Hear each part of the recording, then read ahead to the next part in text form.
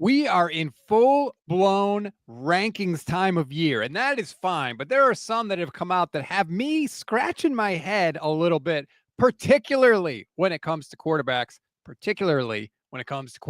in the NFC West. We'll talk about it on today's Gold Standard Podcast.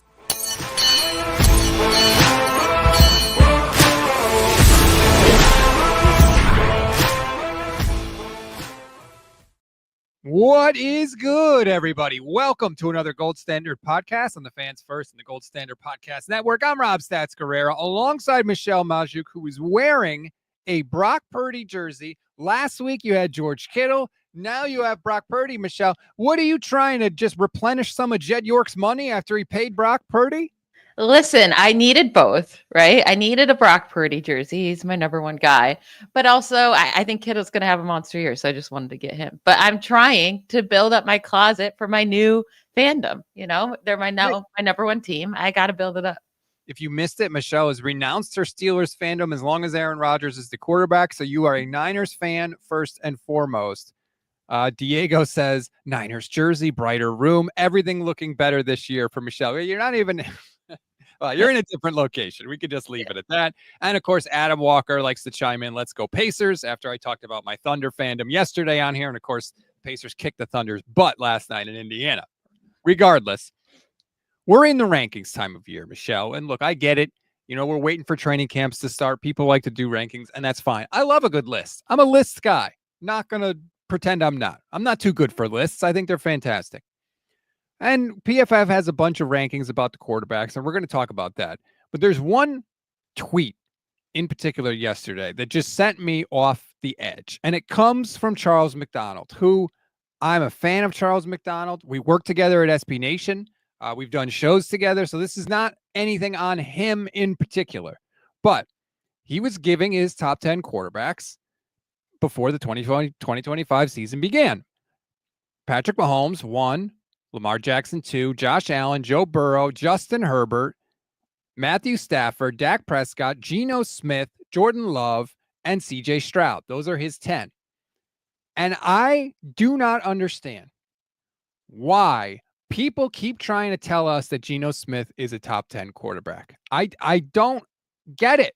I don't care that Brock's not on the list, whatever. But how is Geno Smith there? Listen, if they want to keep Brock Purdy off the list, I don't understand it, A. But if you're going to have Love and Stroud and Geno Smith on the list over Brock Purdy, like, you can't just put out a list. You have to explain why. Is there an article explaining why these guys are better than other players not on the list? Like, I just want to get on a podcast and talk through this list with him and figure it out, because I don't understand it. I don't get it either. It's just surprising to me, flat out. And look, PFF has their rankings. They have Brock Purdy, in tier 3 on their list. They have Brock Purdy at 11, which I'm not going to quibble too much. That's okay. You know, if you want to say he's 10 or 9, all right. But they also have Brock Purdy behind Geno Smith. And what is it with Geno? I think honestly what it is people get enamored with throws, and he makes some damn good throws, but every quarterback makes good throws. That's why you're an NFL quarterback, because you can make pretty throws. But when I look at Geno Smith, when the game gets into crunch time, he's going to take horrible sacks and he's going to throw bad interceptions. And I'm sorry, that matters more to me than a really cool throw he made on second down. I can't think of one big game where it's like he came through in this huge moment where, not just talking about a random week 7 game, but in the playoffs, you're not worried about Geno Smith whatsoever. And you're telling me he's been in the league. He's entering his 12th season in the league. He's had one season where he's been a top 10 quarterback in any metric, right? With Dave Canales, with DK Metcalf, with Tyler Lockett, a great system. Cool. He put up 30 touchdowns, 4,200 yards. It's not even like it was anything insane. It was a good year, really good year. The next 2 years after that, though, he's come back down to earth. 20 touchdowns, 21 touchdowns, 15 interceptions last year. I get it. You could show Brock Purdy's numbers last year. Not pretty, but Brock Purdy has had now a lot more success than Geno Smith in his very short career. Than Geno Smith's year last year was they're giving him all this credit and saying he's still a top 10 guy when it would like, and everyone wants to crap on Brock Purdy when he had nobody to throw to last year and he was in his third season and everyone was injured. It's just so funny. Like Brock Purdy's worst year is now Geno Smith's top like second best year of his career. That's exactly. And that's Seahawks fans are in my mentions. And I was sort of arguing with Rich Madrid a little bit back and forth. And, you know, oh, he had no offensive coordinator and no offensive line and no defense. It's like, okay, well, I keep hearing that quarterbacks are supposed to be able to overcome all that stuff. That's what they say about Brock Purdy, right? Oh, and he didn't have everything around him. Look, his numbers fell back down to earth. So, okay, treat them the same. That's what I have consistently said about when it comes to talking about quarterbacks and quarterback rankings. Just treat them the same. If you're going to ding a guy because he can only produce when he has great people around him, well, then you can't praise a guy for having mediocre numbers and then say, well, he doesn't have enough around him. Like you both of those things can't be true. I feel like I'm taking crazy pills. And he had Jackson Smith-Njigba and DK Metcalf. Like both of those guys would have been way better than anybody had Brock, like besides George Kittle, but among wide receivers that Brock Purdy had to throw to last year. And Rich Madrid sent me some film breakdown of Geno Smith that Ted Wynn did in The Athletic. And Ted Wynn is phenomenal. And he was like, well, what do you disagree with? You know, are you saying Ted doesn't know what he's talking about? And I'm not. Like, but I looked at the video. One of the throws in the video is an incomplete pass. It's an incomplete pass. And you know, in the video they go into, he's diagnosing the defense and he's ruling things out, right? And he's deciding who he's going to throw to. And all that stuff is awesome. And credit to Geno for being able to do that. That's a huge part of quarterbacking, of course. But the damn throw is incomplete. And I get that, like, we're smarter with our fandom now, and we look at context that we ignored in the past and all that stuff, but we ignore results way too often. It was a freaking incomplete pass. And great, it was a nice throw. Big deal. Like, we're too in the weeds now. And do I think that the Raiders got an upgrade for their room by trading for Geno Smith? Sure, right? But all they did was just get their next Derek Carr that they so desperately needed to get rid of, right? Like, Geno Smith's not going to win you a playoff game. If he does, it's going to be, a close wild card game where you squeak through on a field goal maybe, and then you get destroyed in the divisional round. I don't know. That's just who Geno Smith is. We've already seen Brock Purdy be able to lead a team to deep into the playoff runs in a very short career. So I don't know. It's not even close to the same to me. I would put Brock Purdy well ahead of Geno Smith. And like I said, it's not just Charles McDonald. I respect Charles McDonald. I have the PFF ranking up right here. And there's Brock Purdy, one spot behind Geno Smith. And it's like, damn, man. I don't understand. I think we are too far in the weeds. People would rather praise and see a pretty throw that's incomplete than an ugly throw that a guy has a chance to catch and makes a play on. Like, but it's not like Purdy has ugly throws. Like, I know.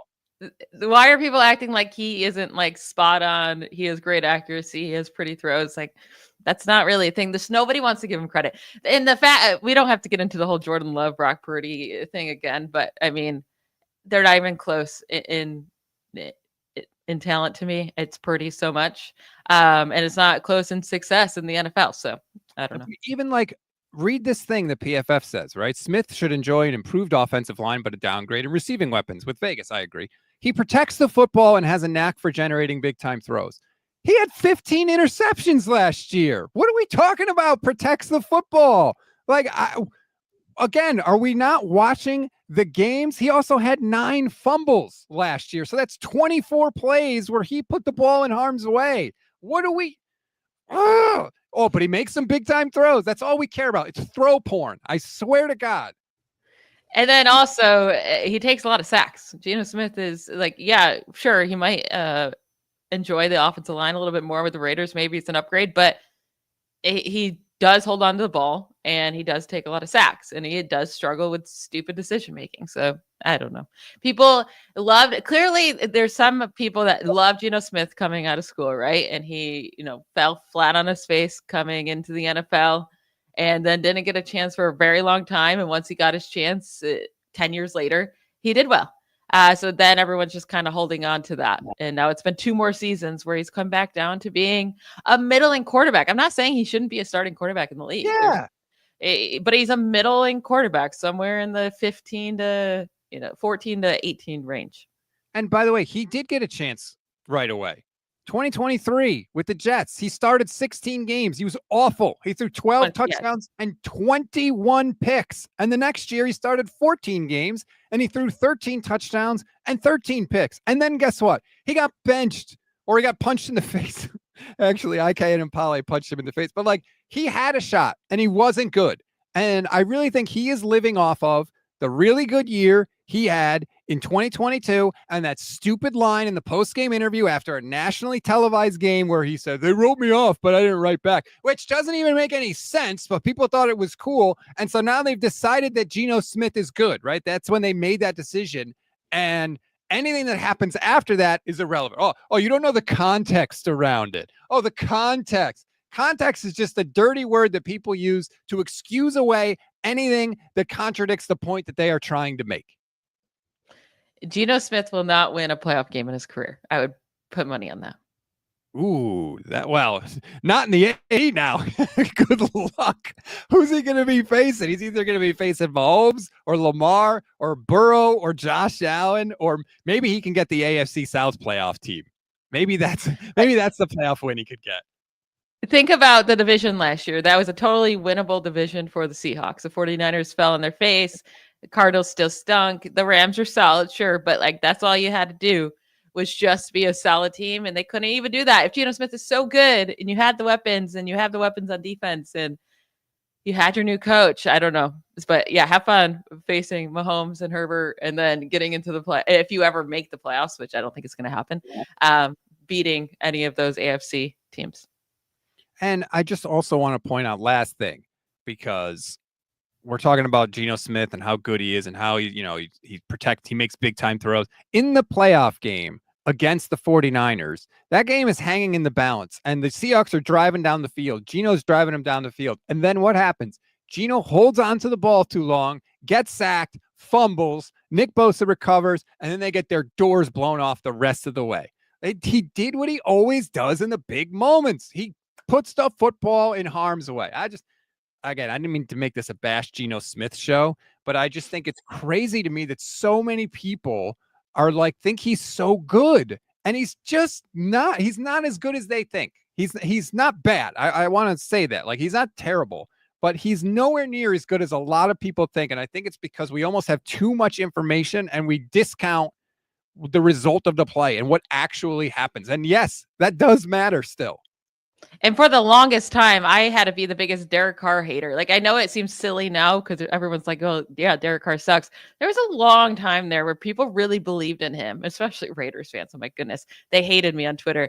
But like there's these middling quarterbacks that are fine. They get overrated. And then, they're just never going to win you anything, carry you to do anything. And that's exactly the bucket Geno Smith is in. It's exactly the bucket I would never want to have as my quarterback of my favorite team. And he's not a difference maker. So if you're not a difference maker, I don't know how you're ranked top 10. I do think Brock Purdy is a difference maker. What other quarterback ranked in the top 10 would go get traded for a 3rd round pick, right? Mahomes, you'd have to give up way more than that for Mahomes, for Jackson, for Allen, for Burrow, for Herbert. Stafford, maybe because he's super old, maybe. But like, if you're a top 10 quarterback, and then, yeah, like you said, Jordan Love being in there, I don't get it. Again, another guy, right? He makes some beautiful throws, some gorgeous, pretty back foot throw, like flick of the wrist. Like it's gorgeous. But when you look at the whole picture, it's not that gorgeous. It's ugly in a lot of ways. And again, specifically with turnovers. He and Sam Darnold remind me a lot of each other. Like, yeah, Jordan Love got to start in a much better system, and we saw Sam Darnold be able to put it together for most of the year in a good system finally. But then we saw him fall flat on his face the last two. He jumped back into exactly what he's always been, and that's what these guys do. They just make really, really stupid decisions, and that's Jordan Love. He's incredibly inconsistent, up and down, up and down. He'll go through stretches of great play and then stretches of absolutely atrocious play where he's losing the team games, or he loses a team a big playoff game. That's what Jordan Love is, and that's what he'll always be, in my opinion. I mean, I'm willing to say that maybe he could turn it around, but like, he's got to actually do it, and it's got to be better. Turn it around. I mean, he's not young, right? Like, I get he's only started a couple of seasons now, but I mean, I don't even know. He'll be 27 this season. He's got to get going. Yeah. I mean, how much longer are you going to wait? Yeah, he had to wait behind Aaron Rodgers for a couple of years, so that in our heads, he's like young because he hasn't been a starter for that long. But you're right. In terms of actual raw age, he's older than you would think.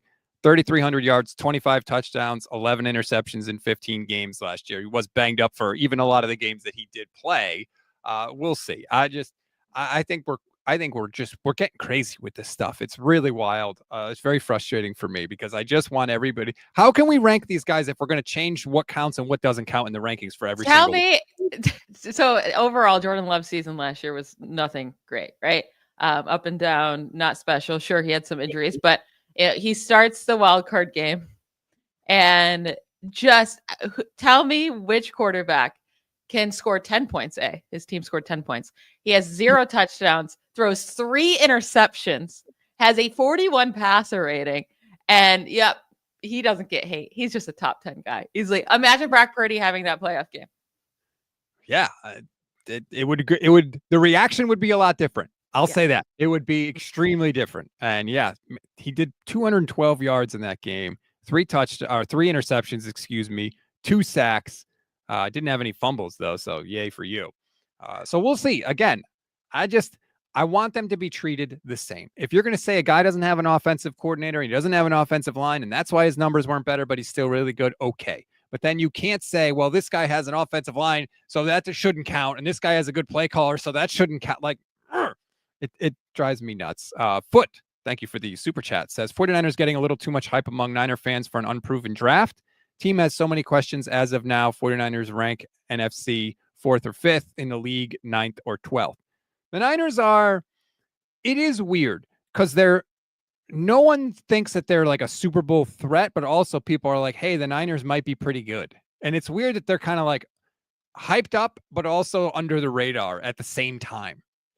Yeah, this year I definitely think they're kind of, they're not being hyped up as a Super Bowl team. You're right.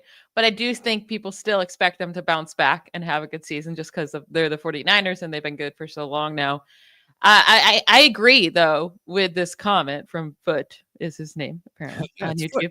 It's just Foot. I do think they're getting too hyped by 49ers fans and by you, right? You're very excited for this draft class. You're hyped up for these players. I'm just saying, like, I do think they reached on a lot of guys. There's a good chance this is a busted draft class because when teams reach so much compared to the consensus rankings, it's normally pretty bad. And also they just had so many needs and they need so many of these young guys to step up. It could look uglier than we expect. However, when you look at the schedule, it's hard to say that the win column won't look better than last year. It definitely should. But I also agree. I think the 49ers are 4th or 5th in the NFC and probably, 9th or 10 in the league. Who would you put ahead of them in the NFC? Obviously Philadelphia. I'd put the Rams right now ahead. I'd put Lions ahead. And I would put Washington probably ahead. Their defense, though, they also need, these young guys to step up. But those are the ones I would definitely have ahead. Washington is one of the oldest teams in the league. People don't think of that because Jaden Daniels is young, but they have a very old team. I would not necessarily jump to put the Lions ahead of them. Not with the Lions are so far ahead. People are getting way too low in the Lions for no reason. They're going to be absolutely fine. Well, hold on. For no reason? Yes. For no reason. They lost Ben Johnson. And when last we saw Jared Goff without Ben Johnson, how did he look?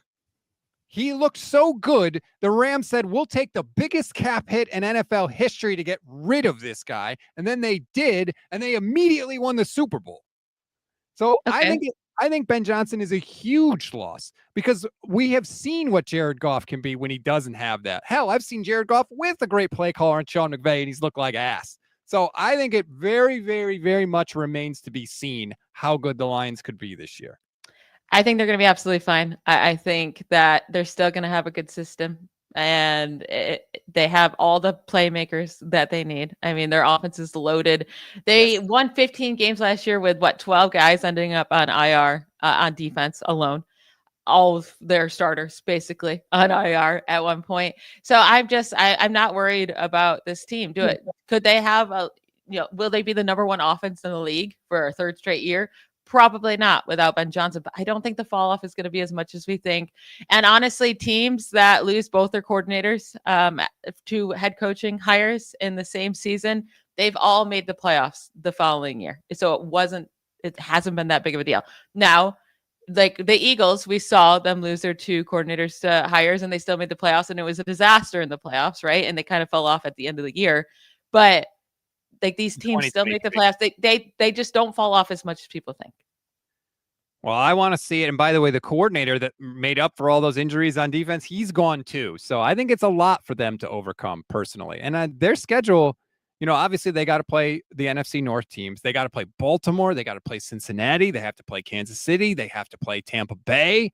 They have to play Philly. They have to play the Rams. It's a difficult schedule, obviously, because it's a first place schedule. So I think that while the Lions roster is better than the 49ers roster, they might not finish with a better record because of the schedule difference and because I don't think the gap between them is that huge. I agree that Philly's better. No argument there. The Rams, oh man, it's tough. They did. If you give the Niners the 2 wins against the Rams that they should have freaking had, they look a lot closer. But to the Rams' credit, they won those games. So you can't do that. But I don't think the gap is as big as it looks if you were to just look at the raw standings and see that the Rams were 10-7 and the Niners were 6-11. I guess you got to put them ahead. They have the better quarterback. I would say Philly, the Rams, and maybe Detroit, but they got to prove it to me, and that's it. Who I would put ahead of the Niners in the NFC. Now, Minnesota, it all comes down to J.J. McCarthy, right? If J.J. McCarthy ends up being a really good quarterback in the NFL, then they're going to be a really good team because they were last year with Sam Darnold. Like they're definitely a risk. If Tampa Bay's defense plays better this year, they could be a threat. Green Bay always wins a lot of regular season games. They're a threat. Dallas, if Brian Schottenheimer. I don't know. I can't even make up a Dallas thing. Never mind. If the Bears take a step forward with Ben Johnson and Caleb Williams, they're a threat, right? Like, so I'm totally fine with wherever you want to rank the 49ers in the NFC, whether it's 4, 5, 6. You can make arguments for these other teams. The Packers were 1-5 in the division last year. I didn't even realize that. Yeah, McCarthy could be good, and Kevin O'Connell's going to put him in a position to be good. So he's got every opportunity there. I saw a thing like he led the NFL, or he was like top 3 in the NFL in like merchandise sales last year, and he didn't play. He didn't play. That's pretty damn impressive by the Vikings fans. Yeah, especially with Sam Darnold playing well. They all knew he was going to fall on his face. They're like, no, it'll come down. We're just going to buy his jersey now. Okay, so that didn't mean to get into that discussion, but it was an interesting comment from Foot, and we always appreciate the super chat, so we dove into it. Getting back to the PFF rankings. If you look, they ranked units. They ranked everything pretty much, but they also ranked like receiving core. And so I checked that out, and they included tight ends and running backs in these rankings. And they have the Eagles at 1, and it's pretty hard to argue, right? You've got A.J. Brown, you've got Devontae Smith, you've got Saquon Barkley, and you've got Dallas Goedert. That's pretty damn good in terms of weapons. But then they go Tampa Bay 2, Cincinnati 3, Detroit 4, and the Niners 5. And just kind of talking with you about this on our Bleacher Report stream, you think that's high for the 49ers? I think it's insanely high. Also, I think the Lions should be number 1 with the receiving core. I mean, Amon-Ra St. Brown, a top 5 wide receiver in the league. Jameson Williams, I think, is one of the best deep threats in the league, and he has so much potential to keep growing. Sam Laporta is one of the best receiving tight ends in the league, and then you have Jahmyr Gibbs, a top 3 receiving back. I'm shocked that they're not up there. Like, I just think they have more depth than the Eagles do. And then with the 49ers, they're ahead of the Vikings. That makes no sense to me because Justin Jefferson's the best wide receiver in the league. Jordan Addison is one of the best wide receiver 2s in the league. TJ Hawkinson is a great receiving tight end, and Aaron Jones is a great receiving running back. So what do they have on the 49ers? Like, yeah, you take Kittle over TJ Hawkinson, but there's no one even close to Justin Jefferson's talent. Even when, I mean, you have to consider Ayuk's injury, right? But when Ayuk was healthy last year, he certainly wasn't looking close to Justin Jefferson. He never has in his career. He's looked good, but not Justin Jefferson good. And who's set, Juwan Jennings or Ricky Pearsall right now are not close to Jordan Addison. So I'm just shocked that they're ahead of them. I agree on the Ayuk thing, and that sounds like a slight to Ayuk. It's not. Justin Jefferson is just a freaking monster. I'm not so sure about Jordan Addison. Like, are you sure he's better than Juwan Jennings? Yes. Jordan Addison could be a wide receiver 1 in this league. He's just playing with the best. What do you mean? Is he better than Juwan Jennings? Yes. Addison's a great route runner, just a great overall wide receiver. And he's getting limited targets because he's with Justin Jefferson. But yeah, he comes through with big time plays. It's not even close. There's a reason Addison was drafted in the first round and Juwan Jennings was not even close to that. If anyone could trade right now for Jordan Addison, he might go for a first round pick or at the very least an early second round pick. No one's giving up even a 5th or 6th round pick for Juwan Jennings. Why hasn't Jordan Addison produced more then? He's got a lot of touchdowns, which to his credit, but he's never had 1,000-yard season. You can't say, well, Justin Jefferson never had he's played 2 seasons. And has he had 1,000-yard season? It's just funny for you to say it like that. I mean, he had 875 this past year, missing 2 games. So I guess if you wanted to use his average, he would have had 1,000 yards if he played the full thing. But that's just silly. He also has 19 touchdowns in 2 years. So excuse me, I'm losing my voice here. 19 touchdowns is a lot of touchdowns. And that's he only had 99 targets this year. It's like, yeah, he plays with Justin Jefferson, who dominates. Yeah, well, you can have 2,000-yard receivers on the same team. It's allowed. It's happened in NFL history many times. Yeah, but it's a little harder when one is, getting 1,700 yards. It's not like Jefferson is getting 1,100 yards and you're like, well, another guy could get it. It's pretty hard when one guy is stealing everything because they're so good. Well, he's Justin Jefferson should be getting those targets. He averaged 15 yards per catch last year. 15. His worst year, Justin Jefferson, is when he played only 10 games and he's still at 1,000 yards. And that's his worst season ever. Yeah. What a freaking machine that guy is. But I think I understand what you're saying about the Vikings. I wonder if I know they said they didn't, but did they say, well, JJ McCarthy is the guy that is utilizing all of those weapons? And so because that's the only argument, because I do think the core of what Minnesota has is probably better than the core of what the Niners have right now because of some of the uncertainty with some of their biggest weapons. So maybe that's the justification. Yeah, but they don't say anything about including the quarterback or anything like that. It should just be about the weapons. Yeah, I'm with you on that. I think you made a strong case for that. Because if it included the quarterback, then I think the Bengals would be second over the Bucs. I mean, I love Baker Mayfield. Don't get me wrong. Yeah. But when you have Jamar Chase and T. Higgins, probably the best wide receiver duo, right? Yeah. No, best wide receiver duo in the league. Now, what kind of hurts them is Mike Gesicki's a fine tight end, but they don't have an elite tight end. Chase Brown's a fine receiving back, but not elite, right? So I think that's why they're 3 instead of 1 or 2. But if they were going to count Joe Burrow in this, then I think it would have moved them up. I always like Mike Gesicki. I always thought when I watched that guy play, I'm like, how is this guy not putting up more numbers? How is he not getting more opportunities? I always thought he was a freaking physical marvel. I was always hoping the Niners would get him to be tight end too. Like that monster with Kyle Shanahan, I would love that. Intelligent AJ1 YouTube channel member says, it seems like y'all are underrating Christian McCaffrey. Assuming he's healthy, him and Kittle alone clear most teams. McCaffrey's awesome. There's no question about it, particularly in the red zone. The man had 18 red zone touchdowns in 2023. That's why the Niners offense sucked in the red zone last year, because McCaffrey wasn't there. It's him. They scored touchdowns on almost 70% of their touchdown drives with McCaffrey in 2023. Without him last year, they scored on 58% of their touchdown or red zone drives. He's the difference. Sure. And definitely we are underrating him, I guess, because we didn't even bring him up in this group. And if Christian McCaffrey's healthy, yes, it brings up the receiving core for sure. However, if you utilize the running back too much, that's really not a great formula for success in the passing game, I should say. Because, a running back's great yards per reception is 8 to 9. That's fantastic.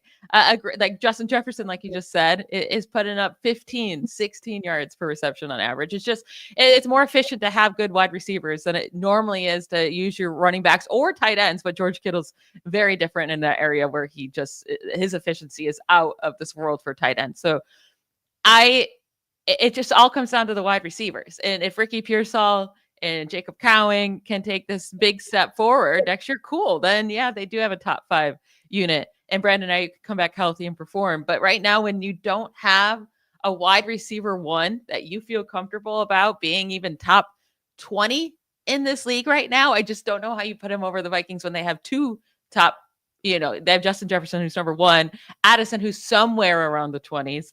And then like I said, they have other good playmakers too. So that's really my biggest concern right here. It's just the 49ers being ahead of the Vikings. Besides that, I mean, maybe you can make a case for the Bears, but again, they're younger. So that's a lot of just hope for them. Projections.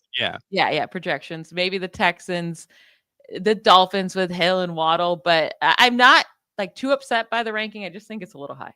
The Rams are at 8 is kind of surprising. You got Puka and Devontae. Yeah, but that's it. And then they don't have a good tight end. Kyron Williams is so good on the ground, but it's not like he's a great receiving running back. I think the Rams could be pretty good. By the way, you mentioned yards per reception for running backs. Christian McCaffrey's yards per reception last year was 9.7. Last year, banged up, broken down Christian McCaffrey, and the year before that was 8.4. The man is a freaking, I love him. I love him. And I was talking about this on 49ers in 5 this morning. I almost think what the Niners should do is a McCaffrey sandwich. Have him in there to start the drive, to get things rolling. Then when they get closer to the middle of the field, give him a breather. Let Garendo and let Jordan James or anybody else carry the ball. And then when they get to the red zone, put 23 back in. Because I think Kyle Shanahan can move the ball with anybody between the 20s. Even last year when a bunch of guys were hurt, they still moved the ball. They didn't cash in when they got there. So if you want to preserve McCaffrey a little bit, do the McCaffrey sandwich. Yeah, it might have to be more like the 40s because I feel like that.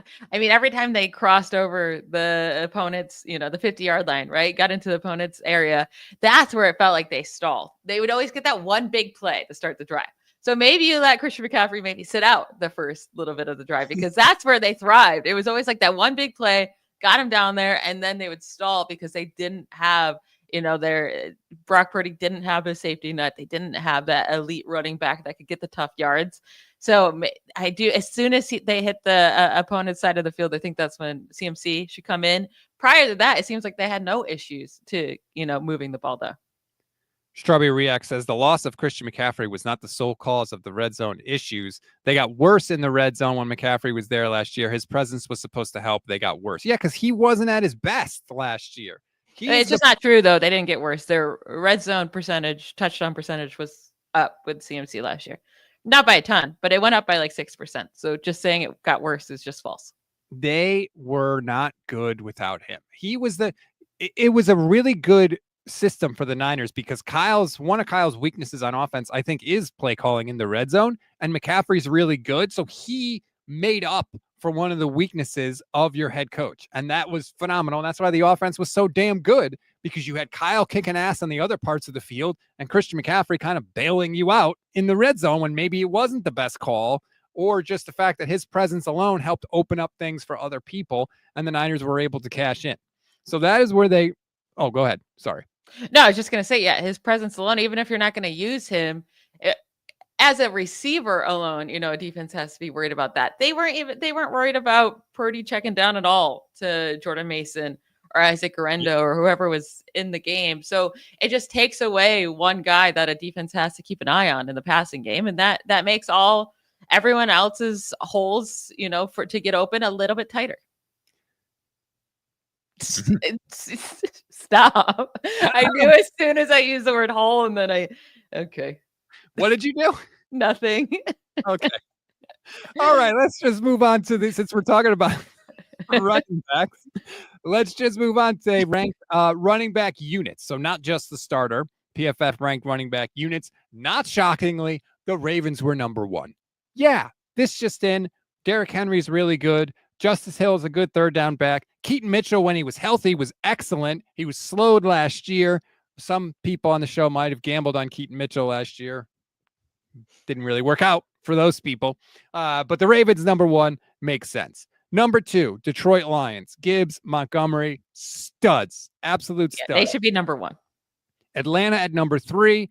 The Eagles at number four, which seems high to me, quite frankly. Seattle at five was surprising. Then Tampa, the Packers, the Bills, the Cardinals, and the Panthers round out the top 10. The Niners were 17th. Is that accurate? No, they're 12th. 12. Okay, I can't read my own writing. 12. There we go. What did you think of this ranking for the Niners? This one is crazy to me too. So it's funny that like in the wide receiver one, the Vikings were below the 49ers, and then somehow they're above the 49ers in the running back ranks. Like we have to, if we're saying Christian McCaffrey is going to be back, you're healthy, and that's all we know about him right now is that he's healthy, right? I just don't see a world where they're not ranked higher than the Panthers or the Vikings or the Cardinals, because James Conner is also getting up there in age. They're not like Connor and Christian McCaffrey might be the exact same age. Connor also has injury history. You cannot tell me that the Cardinals would not prefer Christian McCaffrey over James Conner. And I love James Conner. I think he's a great running back. And then the Panthers, Chuba Hubbard, really. Chuba Hubbard and Trevor Etienne and Rico Dowdle. You're putting them over Christian McCaffrey. And then the same thing with the Vikings with age. Aaron Jones is up there in age. He gets injured quite often just because they added Jordan Mason. I just don't know how they would rank ahead, because I'm taking Christian McCaffrey and Isaac Rendo and Jordan James every day over any of those backfields I just mentioned. First of all, when the guy's name is Chuba Hubbard, I feel like you could just say that. Chuba Hubbard, really? And like you always win the argument just because of the way the name sounds. Christian McCaffrey is younger than James Conner, by the way. James Conner is 30. Christian McCaffrey is 29. And I agree. Like Christian McCaffrey, everything we know right now is that he's healthy and that he looks good. Someone said the Niners have CMC and a bunch of young, unproven guys. Andre Garibay. Thank you, Andre, for that chat. But like some of the names on this, like, for example, was it Minnesota? I think I want to say where they're like, no, it wasn't Minnesota. Oh, shoot. I can't remember the team. But one of the teams, it was like, sure, they have this really good starter, but the backup is a guy that, oh, here it is. Philly. Saquon, right? Number 4. Saquon's awesome. A.J. Dillon is the backup. Dillon missed all of last season due to a neck injury. Oh, great. That's the guy that you think is going to, he's bolstering the rest of the room for the Eagles. And then Will Shipley is going to back up Saquon. What does Shipley do? A whole bunch of nothing. So I don't know. I think that they were a little generous with some of the other running back rankings. Yeah, I mean, they're counting Barkley so hard in these rankings, right? But it doesn't seem like they're doing the same thing for the 49ers. Now, if they're taking into consideration the offensive line and their running, blocking ability, which I don't think should be the case, right? Running back unit ranking. So should have nothing to do with the offensive line. Yeah, it just seems inconsistent to me, but it did say here that they were the hardest team to project for this list. And I think that's fair. But clearly they're taking Christian McCaffrey's injury history much more seriously than Aaron Jones's history or James Conner's or even Saquon Barkley's. Like, I get it. He stayed healthy last year. But, I mean, so did Christian McCaffrey in 2023. Like, who's to say Barkley doesn't deal with a big injury? So they're taking his injury history putting that into effect so hard for this rankings and not doing that for any of these other guys. And how old was Christian McCaffrey when he got hurt last year? 28. How old is Saquon Barkley this year? 28. So we'll see. Mitchell and Ness, this is hilarious, says, funny how Michelle is talking down on Mason now. Mason is a beast. You haven't been paying attention, Mitchell. Michelle's been talking down on Jordan Mason the whole time he was in San Francisco. He's just a guy. That's all I've ever said about him. He's not special. In terms of, comparing him to other NFL running backs, obviously. He's amazing because he's an NFL running back. He's a good player. It's so funny when the Niners traded Jeff Wilson to the Dolphins. 49ers fans were wringing their hands. Oh, my God, we traded Jeff. Have we missed Jeff Wilson at all? Have you ever been pining for the days of Jeff Wilson? When you've been watching the 49ers offense, have you ever looked at it and been like, you know what this team needs? Jeff Wilson. No, never. And I think that's exactly how you'll feel about Jordan Mason too. Jordan Mason's career is going to be exactly like Jeff Wilson. He can come in and be, fill in for a starter once in a while and have some good plays, good games, but he's just a guy. Ran hard for an undrafted free agent. Great find for the 49ers. I had no problem with what they did. They found Jordan Mason. He was a productive player when they gave him an opportunity. And then they traded him for another asset in a draft pick and didn't pay him. Yes, that's perfect. Like, there's no issues there with any of those moves, but a lot of 49er fans were unhappy when Jordan Mason got traded. I remember doing that instant reaction show, and people in the chat were blowing up, and I'm like, what? Look, even now, nice. Oh, Mason is a beast. Michelle's tripping. I mean, Mason is what he is, and that's fine, but it's not like the Niners traded, the next big superstar at running back. No, they didn't. What I'm happy about, honestly, is that it can't be like, okay, Christian McCaffrey is going to maybe, let's just say he were to retire after this year. Like he has another injury or something happens, or he's gone after next year. I wouldn't want them to go into a season with Jordan Mason as their clear starting back. He's a fine backup. I don't think he should ever be a starter in this league for a full season.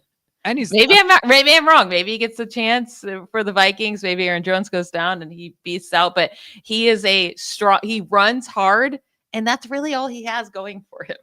Like, he runs hard.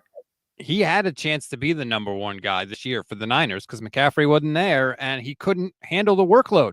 He was constantly banged up. He played in 12 games, but man, some of those games were rough because he was always hurt. He even himself said after the first time, his first game being the number one guy, he said, damn, I don't know how Christian McCaffrey does this. It's hard, man. It's not easy to do. And by the way, I don't think the plan for him in Minnesota, like he's the backup in Minnesota as well. Yeah. So they're not trading for him and being like, you're the guy now. They see what I think you see. Again, they traded a 5th round pick for him? I can't remember what the exact return was. Chris says he led the league through the first 5 weeks. Yeah, Chris, a season is longer than 5 weeks. Like, it's not that he couldn't do it in a short span. It's that he couldn't hold up. So, yeah, the first 5 weeks is great. But again, like, we're doing this thing where we're only looking at the good and we're not looking at the whole picture. Look at the whole picture. And it did feel like those short yardage situations, like 3rd and 1, 4th and 1, he would just get stuffed. And that's not all his fault, right? Like the line needed to be better, but I don't know. If you're going to be like this tough power back type of runner, that's kind of the area you need to excel in. Some of these people, like SP says he has better vision than McCaffrey. No, what are we, how are we watching the same game? That's the crazy thing about this. It's amazing to me that two people can watch the same exact thing from the same exact angle and come away with two completely different opinions. I have nothing else to say on Jordan Mason. I don't know. This is a silly. It's a silly. He has better vision than Christian McCaffrey, who's a tiny little white dude at running back that's owning everybody. You think he's doing that because he runs a 4.2? No. I mean, he does run fast, but not that fast anymore. The fact that people are like Jordan Mason is better than Christian McCaffrey at anything is pretty insane. Jordan Mason, there are some guys that just inspire a lot of love for the Niners. And I think one of the best things to be for a team is be a backup that gets a limited view, a limited opportunity, and then performs really well in that limited opportunity. And the fan base will love you forever. And they'll always believe that you were going to be the next big thing if you could just have the chance. And that's the best way to be. Like Jordan Mason will never have to pay for a drink in San Francisco. Apparently not. Apparently people would love to trade back for him and have him be the starter. I understand. Like he did come in, he started the season. He was strong and he plays really hard. So he's an easy guy to root for. It's just, there's certain players that are just going to be really good backups in the league. And that's just what I think Jordan Mason will be throughout his career. And I don't think, down the line, a year or two, we're going to be like, man, that trade really stunk. We should have not traded Jordan Mason away. 28 carries in week 1 for 147 yards. Then he had 20 carries in week 2 for 100 yards, 19 carries in week 3 for 77, and then 24 carries against the Patriots for 123 yards. He was putting in work at the beginning of the year, but he never had another 100-yard game again. He never reached 15 carries in any game the rest of the season, the rest of the way. So, yeah, it was what it was for Jordan Mason. Yeah, his body couldn't hold up. SP Matt says, I'm going to be back here end of season stats and say I told you so. If Christian McCaffrey doesn't get hurt, there's no way he finishes with worse stats than Jordan Mason. There's no way. Christian McCaffrey on one leg will finish with better stats than Jordan Mason. Christian McCaffrey will have more receiving yards than Jordan Mason has rushing yards next year. Ooh, that'd be an interesting bet. That would be an interesting bet. Oh, man, I almost want to keep track of that now. Like I might have to. We're going to. We gotta. So, okay, we were talking about the PFF rankings. The wide receiver, we did the receiving core rankings. My bad. It goes into like individual position rankings. And I made this point when we talked about it on Bleacher Report, and I'm going to make it one more time because I think it's a good one. You poo-pooed it, but I think it's a good one. They ranked offensive linemen. They have Trent Williams ranked as the 4th best tackle in the NFL, and they have Dominic Purdy as the 10th best guard in the NFL. And so for a unit in the 49ers offensive line that constantly gets destroyed, PFF is saying they've got 2 of the top 10 guys at their position. Out of 5, 2/5 of this line is top 10 at the position. And I'm going to say, if that is true, they can't be nearly as bad as people say they are. And what I said on Wednesday, to poo-poo this, as you say, it's not about them being horrendous if they have Trent Williams and Dominic Purdy there, right? Like they'll be an average offensive line. The bigger issue, though, is that the other 3 guys are not even close to being listed top 32. And 2 of them, and Ben Barch and, well, Jake Brendel was on it, right? Yes, he was. Sorry, Jake Brendel was, 25? 24. But it did look like they only ranked the starting centers, right? Because they put a rookie. Yeah. They put a second-round rookie on that list at 32. So it looked like they only ranked the starting centers, one center per team. Mm-hmm. So every starting center made that list. But like with Ben Barch, if they could have made this a 64, top 64, top 100, does he make the list? Colton McKivitz, top 64, does he make the list? Maybe in the low 50s, 60s. But that's the worry, is that how much lower everyone else is. And then your best player on the line, who is absolutely elite in Trent Williams, is a 37-year-old who struggles to stay healthy, and there's absolutely zero depth behind him. So if he were to go down, now the offensive line is holding on by a thread just because you're Dominic Purdy, a guard who's in his 2nd season. You never know if he could have a slump, and he's your best piece. And really having a guard as your best piece is not good whatsoever. So that's all the worries when it comes down to the 49ers offensive line. And my response to that would be, nobody has a deep offensive line. It's not like teams have really good backup centers and tackles and guards. Normally you have a swing tackle you can somewhat depend on. What's his name? Jalen Moore just got paid a crap ton by the Chiefs. He wasn't even good enough to start for the 49ers. So nobody has a deep offensive line room. So that would be my response to that. And again, I'm not telling you the 49ers offensive line is top 10. It's not. But it is not nearly as bad as people say it is. And PFF agrees with me for what it's worth. I think they're somewhere in the middle, probably the lower end of the teens, right? Like maybe 19th, 20th offensive line, which it just would have been nice if they focused a little bit more on improving it this offseason. If Trent Williams plays until he's 40, which he's 37, so that's 3 more years, do they, is it a massive need for them to run out and spend a 1st-round pick on a tackle, assuming his play doesn't completely fall off a cliff? I could kind of see why they're like, I don't know. They got Colton McKivitz in the 5th round. He's been up and down. He was a league average player last year, I would say. Not great, but 5th-round pick, league average. That's decent production. It's fine. It's fine, but they just didn't add any depth to give any competition really across the entire offensive line. I mean, the biggest competition this summer is going to be Ben Barch or Spencer Burford. And really, is there a winner out of that? I mean, do Do we win no matter who wins that battle?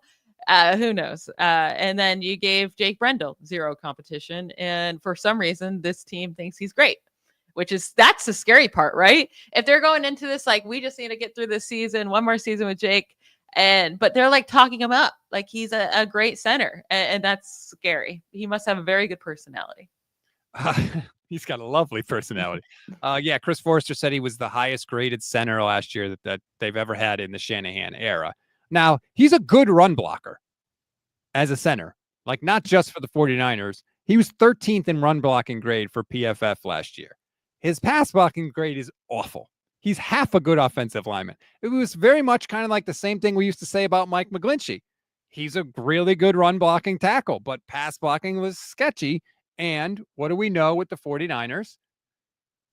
When they get into must-pass situations, that's when they get into trouble because Shanahan doesn't have the greatest straight drop back passing game, and the offensive line is not really equipped to hold up in straight, kind of, very telling one pass or must pass situations. So that's where they get into trouble. And that's why people start screaming, you got to fix the offensive line. And I mean, we all have that thought in our head from the Super Bowl in overtime, right? With the offensive line, just a disaster there when they desperately needed them to step up. So that's just still sitting with us. And then last year, when you're watching the games overall, it's not like, oh man, the offensive line is just destroying Brock Purdy's success, right? Or holding him back. It's not that bad of an offensive line, like you're saying. Right. They have okay pieces. It's just not a strength. And it, like, right now the Lions are dominating or have been dominating because their weapons, but then also their offensive line is so good.